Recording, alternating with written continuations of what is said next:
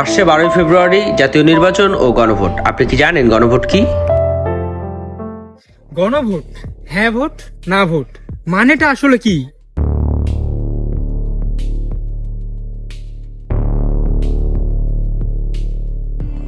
গণভোট হ্যাঁ বা না ভোট।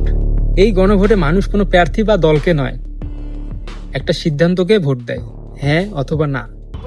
এখানে প্রশ্নটা হয় সাধারণত এমন: আপনি কি এই সিদ্ধান্তের পক্ষে?